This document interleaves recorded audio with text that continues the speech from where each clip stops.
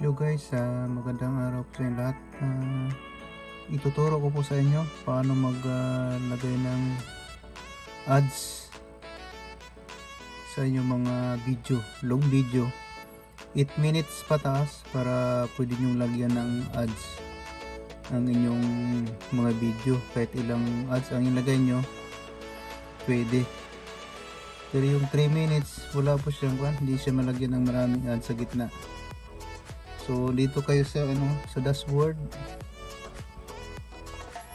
Dito nyo lang tong content. Kung naka laptop kayo or desktop, pindutin nyo yung content. Yan. Example, itong sa upcoming premiere ko. Try natin kung pwede nang lagyan to.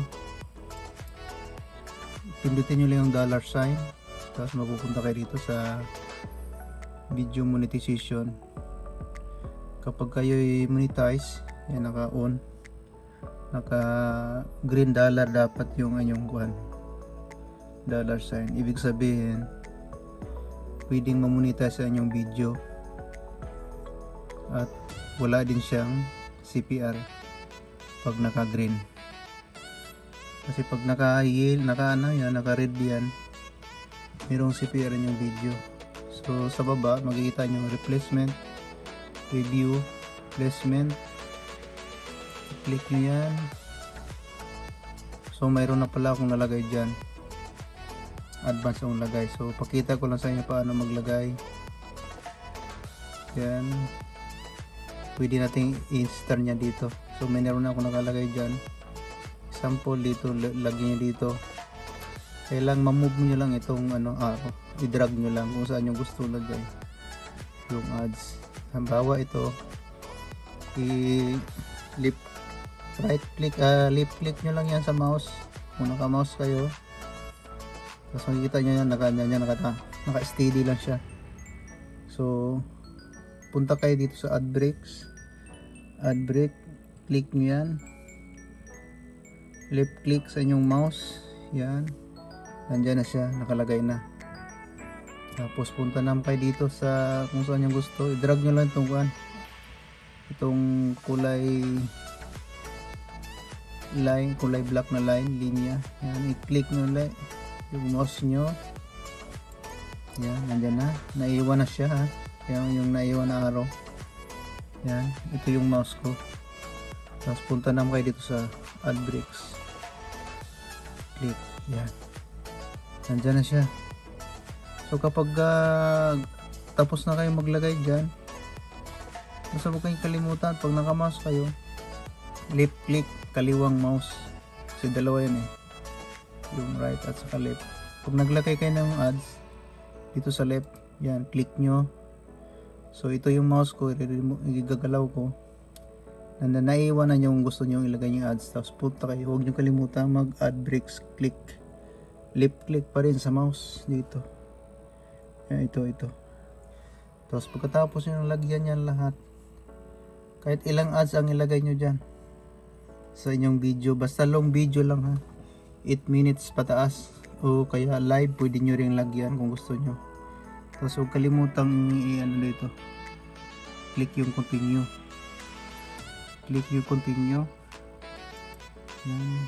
Tapos mayroon dito sa right side na inyong monitor, save nyo po lang yan, yun, nakasave na po yun. So pwede nating i-review kung nandun yung ating nilagay na bago. Click nyo lang itong review placement. So ito yung nilagay nating bago sa gitna, ito 1, 2, ito yung nilagay nating bago sa gitna. Kung pwede yung lagyan dito, kung damihan nyo pwede, ayun, so pinakagitna. So pagka gusto nyo umalis dyan, discard nyo lang to, discard change, yan sa taas, click nyo lang yan. Tapos ngayon ituturo ko naman sa inyo yung sa during live, kasi naka live tayo ngayon. Ako, naka screencast pala tayo. Maririnig tayo doon. So naka-screencast ako ngayon eh. So pumunta tayo sa ating live. Mag-mute na muna ako.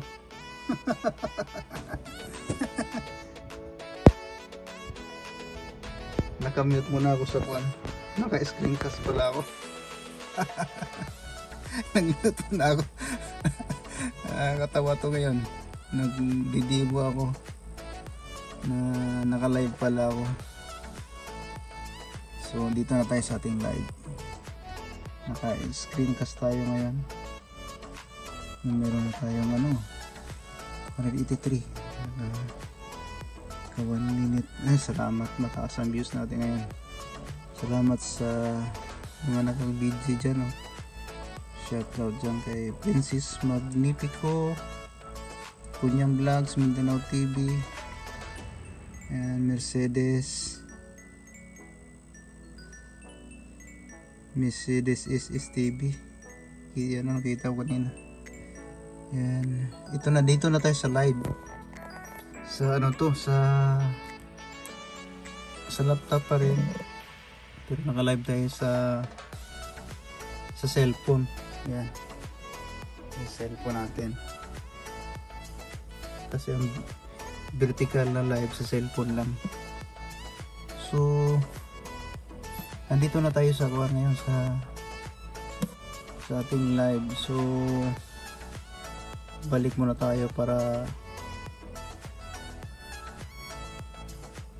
kumpleto natin yung ating tutorial mula sa umpisa. Ito tayo balik tayo sa channel dashboard. So na natin yung dashboard. Uy, tumaas yung banana ko. Yan, green lang lahat. Maraming salamat sa mga naka-BG pero maliit pala yung aking estimate revenue. Kulilat. Uy, mataas yung aking king crab Road to 1K na. Still live pa yan. Naka-live pa yan. Ongoing live. So nandito tayo sa ating dashboard.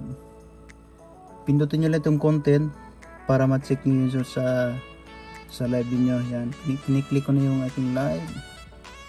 Pupunta tayo dyan sa channel content. Yan, may upcoming premiere tayo mamaya. Tapos click nyo yung live. Natawa ako sa ginawa ko kanina. Naka-live pala ako, tapos tutorial ako, video. So hawak lang ang ating ginamit na cellphone. So ito yung live natin ngayon, King Crab. So wala siyang violation. Yan dapat yung restriction, ito. Yan. Restriction dapat nakanan yan siya. Ibig sabihin walang violation na yung live. Yan, yung parang araw wala tayong restriction dyan. Kalipas na linggo wala tayong restriction. Naka green dapat yung dollar sign nyo. Ibig sabihin wala kayong violation ni YT. Yan, naka mobile yan mobile. Ito yan. Basta vertical mobile. So ito yung sinasabi ko kanina na pwede nyong lagyan ng ads during live. Kapag mayroon kayong laptop or desktop, nakikita nyo itong icon na to, nakalagay dyan view in live control room. So wala problema, ating dollar sign naka green, i-click nyo lang ito yung naka mouse ko,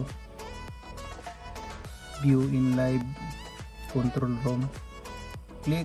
So nandito na tayo sa ating live. Nandiyan na pala si Manila Girl, pati si Jan Ingracia. Salamat Jan Ingracia, paring Rujelin, pati si Manila Girl Puso, si M14 TV, mga diehard supporter ko yan. So nandito na tayo. Yan, ating nangalay yung kamay ko. Kaya meron tayong revenue sa ating live, 80 chat revenue, super chat.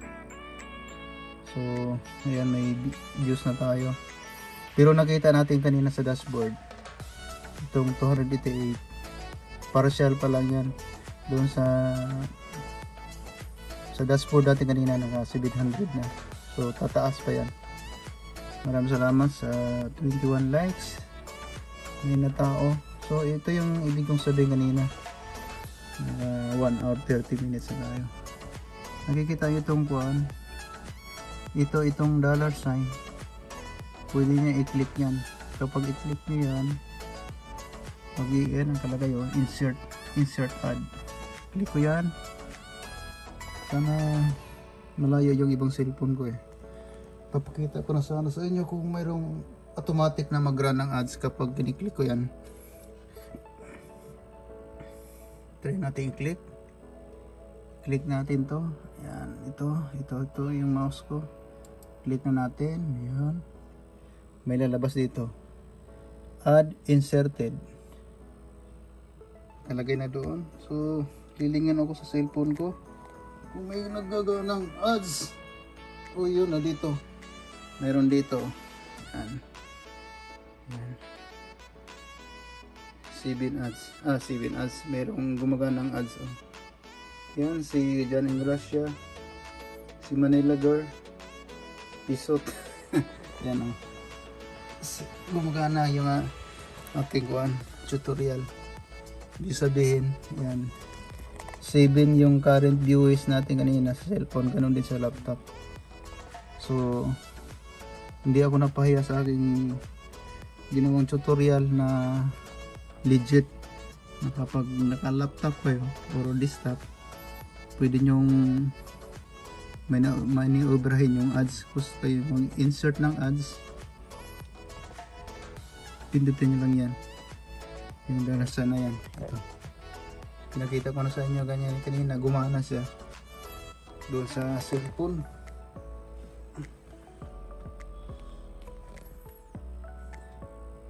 Yan guys, hanggang dito na lang. Sana may natutunan kayo sa aking ginawang tutorial ngayon. Maraming salamat. Bye bye.